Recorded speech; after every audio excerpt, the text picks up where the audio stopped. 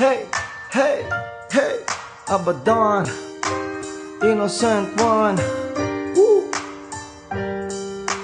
Makinig ka sa'kin sandali na malaman mo kung ano ba talaga ang nais ko sabihin sa'yo. Gusto ko sana maligo sa'yo, kaso di ko alam kung paano ba uumpisahan ng mga bagay na to.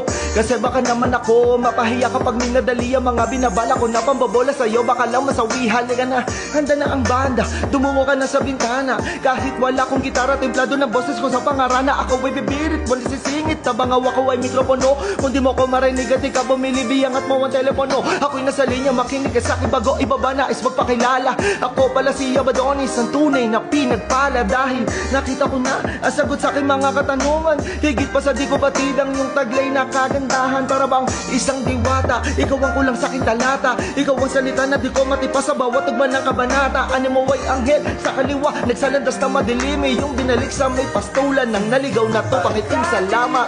Hey!